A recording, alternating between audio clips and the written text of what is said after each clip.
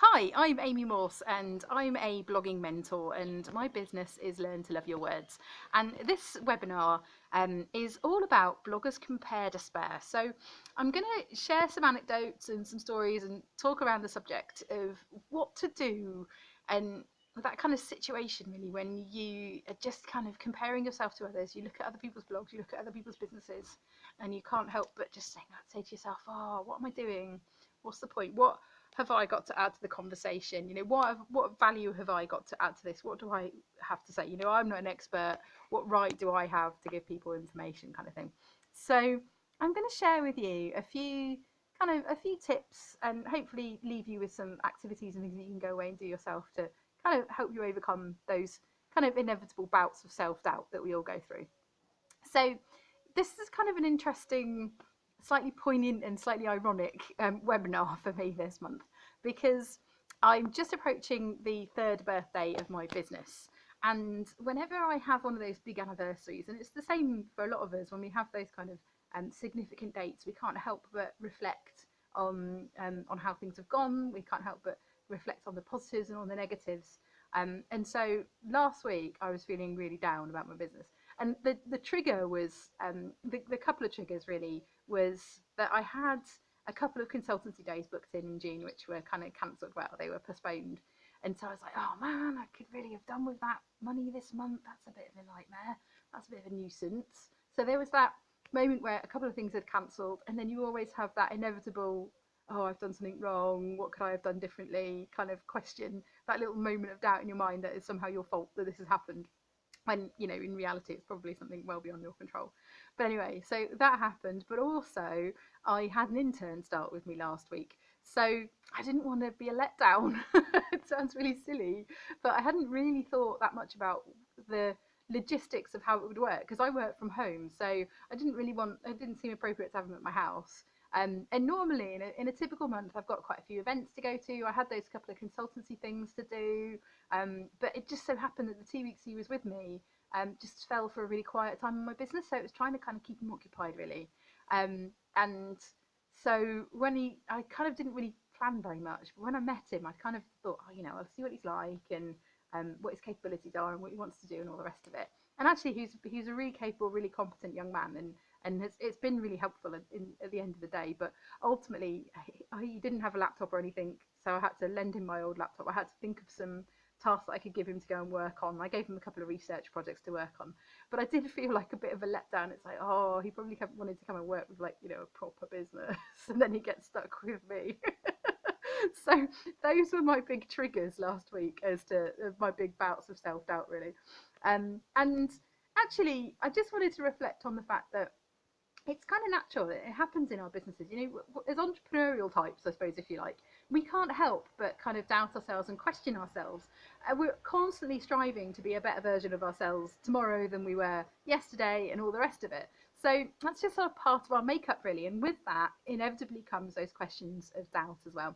So I just wanted to remind you of a few things that you need to remind yourself as well while you're on this journey. So wherever it is you are on your enterprise journey, there's always going to be people who know more than you, who've done more than you, they've got more experience than you, got more money than you, more success than you.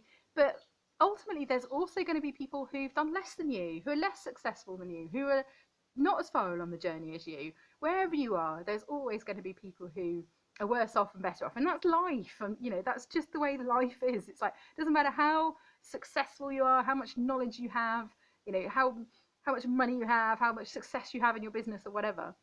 There's always going to be people who are more successful and know more than you, and it is not actually possible to have all the answers as well. And I think sometimes, especially when you're in a sort of training situation where you're facilitating a group of people, you sometimes feel like you have to have all the answers, and you really don't, because actually you just need to know more than the people you serve. All you're there for as a business is to help people move along their journey and move to the next step. It doesn't matter that you don't have all the answers and that you're not the all singing, all dancing guru of the world in whatever it is you do. Because let's be honest, we can't all be Richard Branson or Tony Robbins or Oprah Winfrey or whoever. We can't all be, these celebrity entrepreneurs or whatever. We can't all be famous for what we do and like the ultimate expert in what we do. It's just not possible. And actually, even those people, there's going to be people who know more than them, who've got different experience to them, who, you know, are more successful, even, I suppose, if you like. Wherever you are, you're never going to have all the answers. It just isn't possible to ever have all the answers. Just, you know, accept it.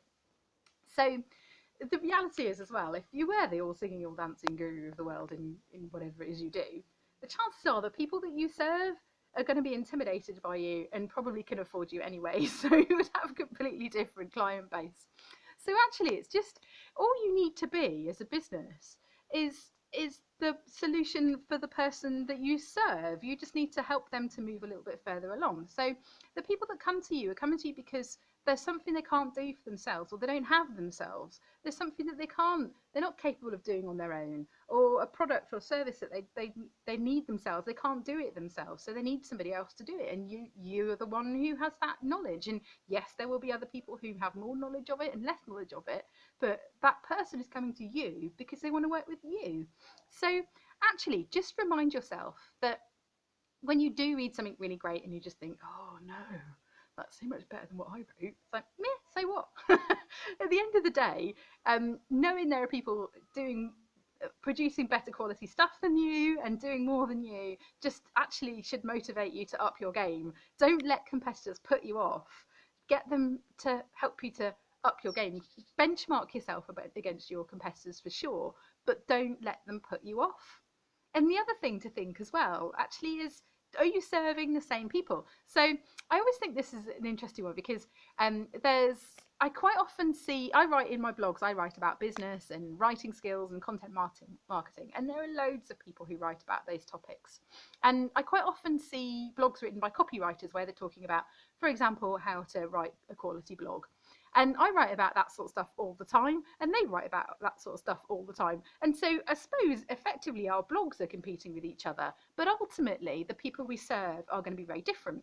So when I think of a copywriter who's written, for example, an article on how to blog to grow your business, yes, you know, somebody might read my article, they might read that person's article, they might read one or other of ours and then decide whether or not we're appropriate for them. So there will always be people, it would depend on the person. They'll read that article, and if they decide that actually they want to write for themselves, they want to do it themselves and they just need a bit of help for it, then they'll come to me.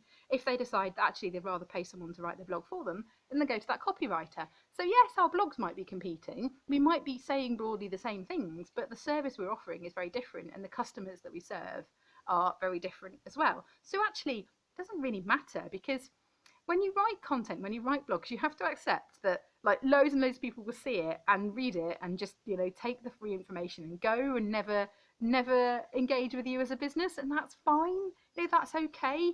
Just say to yourself as a business, you know, at least you've helped somebody. And ultimately, if they do want to, you know, put the money up and come and help you, and they need come and get some help from you, then they'll come to you when they're ready, if they're ready. And if they're not ready, that's fine. At least you've still helped somebody. You know, it's a win-win when you think of it from that situation. So firstly, just remind yourself that there will always be people who know more than you, always people who know less than you, and that's okay. All you need to worry about is your response to those people and how you up your game and how you serve your customers. And ultimately, the one thing I want you to take away from this session really is just to remind yourself of the little phrase, adding value, because at the end of the day, that's all you need to do. You just need to add value to the conversation. You don't have to be an expert in it, you don't have to know everything about it, you just need to add value to it. And the fact is, we all come from very different backgrounds, we've all got a different story to tell, our experiences come from different places, we've all kind of got there in a different way. So whatever topic you're writing about, you will always have your own unique perspective to bring to it, because you're a unique person with unique experience and a unique story. And even though, yes, you might be writing content very similar to somebody else, and you might think that that content is better, you know, maybe sometimes, but you know, somebody else will read your content and think yours is better, and actually they'd rather work with you, or they like you more than that person, and that's fine. So just keep doing what you're doing and just have a little faith. And just as long as you're always adding value, that's the best you can do. So I just wanted to sort of share those little anecdotes with you and just kind of you know, reassure you that we all go through this. As I'm saying this, I'm still in the back of my mind thinking about You know, I still, even though I kind of, you know, said, oh, you know, last week I was feeling really rubbish, blah, blah, blah, I wouldn't say I was like fully over that. I'd still have those moments. We all have that kind of, you know, the devil and the angel on our shoulders little moments throughout our days. You know, we have some days we feel really good about our businesses and our blogs, and other days we feel really bad about it. And that's, you know, you're human, so that's fine. So, you know, wanted to share those little um, kind of anecdotes with you, really, and just get you thinking, just changing your mindset a little bit about it, thinking about it from a slightly different perspective. So I hope that helps. I want to share 3 quick tips with you, 3 things that I've done that have helped me when I've been in those bouts of self-doubt, if you like. So the first one is to do something nice for yourself when you are feeling like that. So I'm just thinking about last week when I had one of these moments. It was like a Wednesday afternoon. I'd come in from meeting with my intern. I kind of sat at my desk with my head in my hands, feeling like a failure and a letdown, and and then thinking, oh, you know, and these people have cancelled, and you know, what am I? I'm so rubbish, kind of thing. I sat there at my desk with my head in my hands, wondering why the hell I was bothering. And then I kind of looked up, and the sun was shining outside, and I was just like, do you know what? Sod it. So I just took the afternoon off. I went, and it's really silly. It was a sunny day, which doesn't happen very often in the UK, so make the most of it where you can. Went and sat in my garden in the sun, caught the sun a bit, which was nice. And I just potted around in the garden. And as I was potting around in the garden, I noticed that some of my strawberries had started to come out. So I went strawberry picking around my garden and washed off my strawberries and hulled them, and then popped down the shop and got myself a little tub of cream, whipped it up, and came home and sat in the garden with a bowl of strawberries and cream in the sun, and it was lovely. And I was sat there thinking, it's like 2 o'clock on a Wednesday afternoon and I can do this. So, you know, take small pleasures and appreciate the things that you have instead of always focusing on the things you don't have. You know, if I was still working for somebody, I'd be trapped in an office somewhere while the sun was shining. I wouldn't have been out in my garden eating strawberries and, you know, catching the sun and catching some rays. And there's something about being outside in nature that just kind of, I don't know, there's something a bit more carefree about it. You stop worrying about things a little bit when you get out a bit. So the first tip really is do something nice for yourself, and don't feel bad about it. You know, you need to look after yourself. It's your business. You know, think about how if you had people who were working for you, that you would want to make sure that they were okay and they were healthy and happy so that they could be productive for your business. It's the same for yourself. My second tip is go and hang out with people that make you feel good. Go and hang out with people that are positive. So phone that friend that always cheers. Phone them. Don't, you know, hide behind an email or Facebook or whatever. Give them a phone call. Have a chat with them. Meet them for a coffee. Go to an event. Go to meet people that you know are positive, that will make you feel good.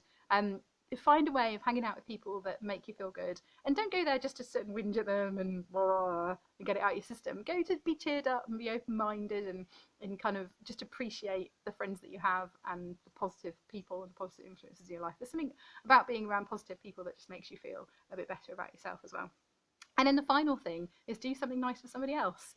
That's always a nice way of feeling better about ourselves and our situation, is to go and do something just purely out of the goodness of our heart. So whether it's, you know, going and visiting the lonely old lady up the road and getting some shopping for her, or taking someone's dog for a walk, or whatever it might be, you know, think of something that you could do for your community, for somebody else that is really, you know, really helpful to them. And there's something about helping other people that just makes us, puts things into perspective a bit, and just helps us feel better about ourselves as well.